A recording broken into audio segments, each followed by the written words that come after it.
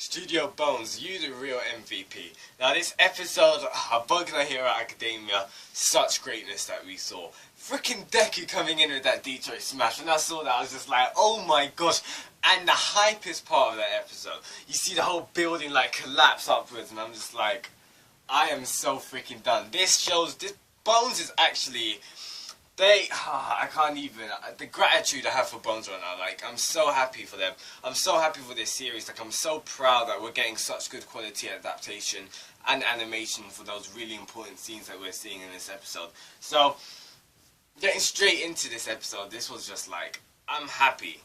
I'm happy with the pacing as well, that this whole 4 episode was dedicated just to the greatness that is Deku and Bakugou.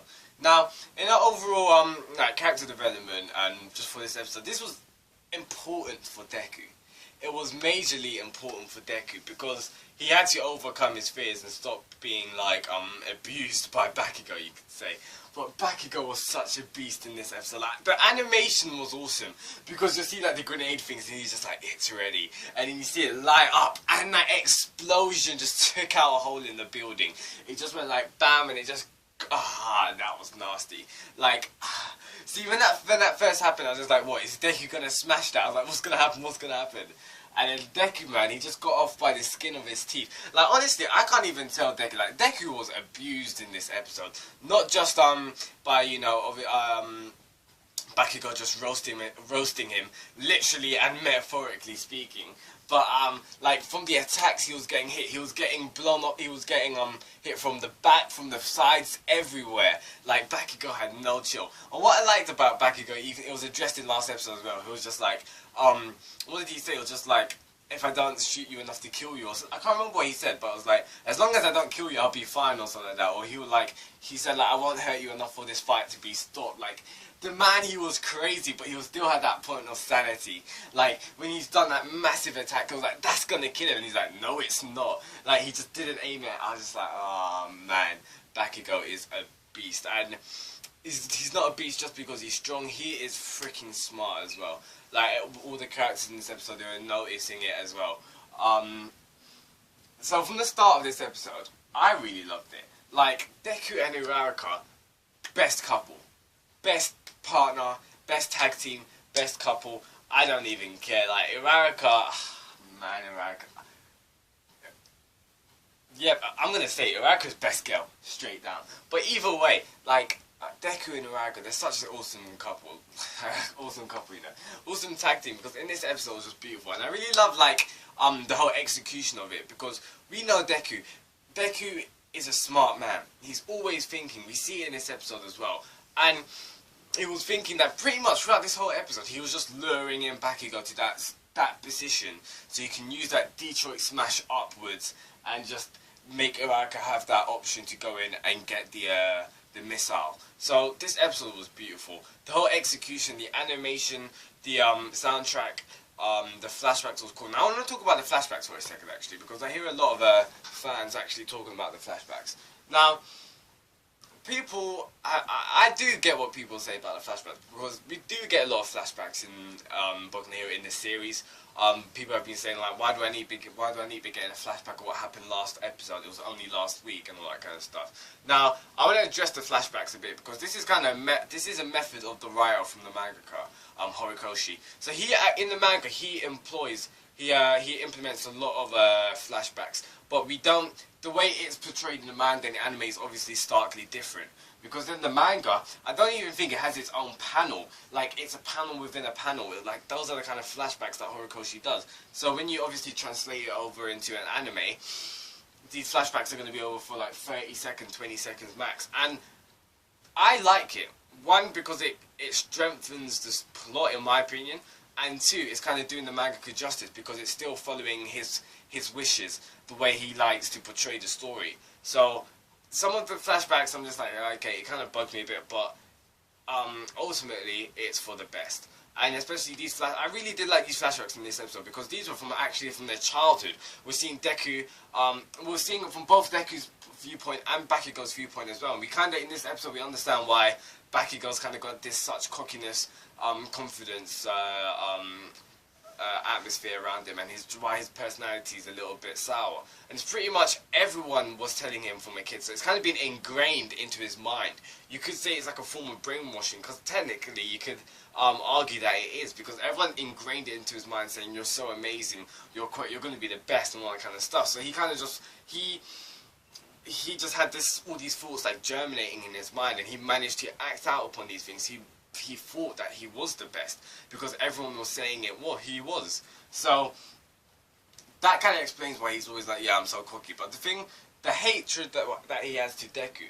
Now, you could say that it's due because of how Deku has a quirk now, and now Bakugou feels like he's been cheated. Now Bakugou feels like throughout their whole friendship that they've been kids, Bakugou feels like Deku was lying to Bakugou, and that would kind of piss you off.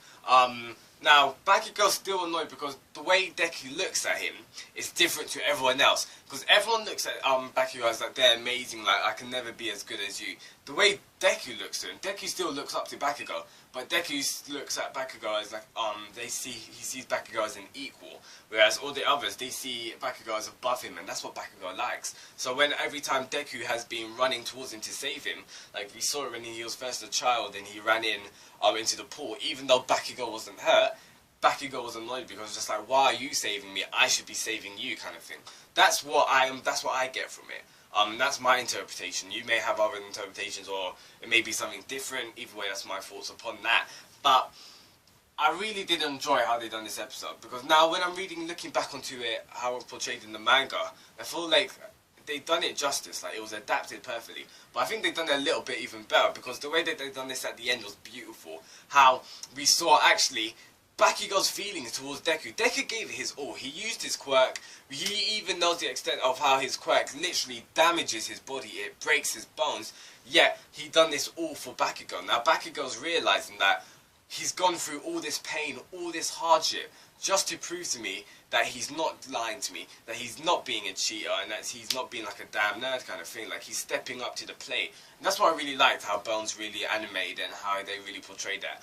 And that was one of the best parts of the end, the episode.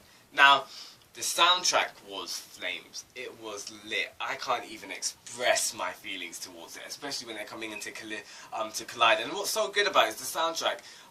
It's like building up the tension, especially with All Might, because All Might's just like, he wants to stop this, because he knows as a teacher what they're doing. They're going way past. They've passed the line. Like, Bakugou's attack. Now Deku's like, the way, this is not just a training session right now. This is like a grudge that they are. It's a grudge that they're trying to resolve, kind of thing. They're trying to just get out all their feelings out of each other, and that's not right. That's why he almost like, I can't be doing this, but Deku needs this. Like, Deku needs it as an overall progression of a character, and as an overall progression to becoming a hero. So like, almost conflicted between his two thoughts, with obviously being a teacher, but by him being a mentor to Deku. And it was really awesome to see that, because even the students, they were just like, All Might, shouldn't we stop this? Like, All Might, stop.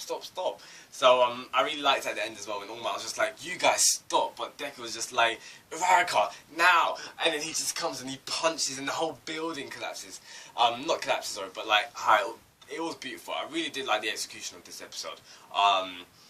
It was just amazing, and I'm really loving just how good even the characters were, because Bakugou portrayed the villain, because he was obviously a rollover villain. He portrayed that perfectly, and it was even stated in this episode like they're feeling like he's way too enjoying this, or something like that, or he's too good at this, or something like that. And that's why we see even Ida trying to do it. And I really love Ida, because Ida, he's just so earnest. He's such a he always takes things too seriously. Like, so he put his heart into that villain role. So it was obviously hilarious to see when he lost. Like, when he lost, he was just like manic, and it was hilarious to see that happen. Now, I'm really loving what Uraraka done in this episode. How it was great to see her kind of overcome the obstacle of how she had nothing to float, so she obviously used herself. She floated herself. But against Ida, in logistics, she can never win. That's why she relied on teamwork with Deku, and that it pulled off. It really did. Now I enjoyed this episode. I'm satisfied. The animation, the soundtrack, everything is awesome. I can't wait to see the next episode. Especially how Bakugou is going to react to Deku and all that kind of stuff. Because we need to realize that Deku, he's gonna need another visit from the nurse. So I wonder what, like, what Aizawa Sensei is gonna say. Oh, and one more thing actually, that was hype. Now, in this fight, for most of the fight, Deku wasn't using his quirk, so he was kind of using his mind. He was using how he knows how Bakugou thinks. He can read Bakugou's movements. He read one of Aizawa Sensei's movements to use with the capture tape to temporarily immobilize Bakugou, and I thought that was just awesome. Like, he was remembering from the notebooks, and it makes you think in the future as well. Imagine everything that Deku has written in his notebooks. Now, he's obviously studied different heroes like Kamui Wiz. He's probably done All Might as well. Aizawa Sensei and every other hero that he's laid eyes on, he's probably analysed them and read their movements. He can use that to his advantage in other scenarios and other fights. And that puts him on a higher level of not just strength, of just overall power as a character, because he's just not relying on his own base movements and his own base quirk. He's using others as well, and that's really cool as a character and a hero in itself. So, tell me your thoughts in the comments below what you thought of this episode. I loved it. It was beautiful. I can't wait till next week. Episode 8 is going to be straight flames as usual. Bones are doing an amazing job. This episode really made me glad. I'm really proud of what's happened. Shinigami-san, tell me your thoughts in the comments below. Subscribe for weekly reviews of Boku and the Hero, the anime and the manga. And I'll see you next week for both of them. Shinigami-san, goodbye.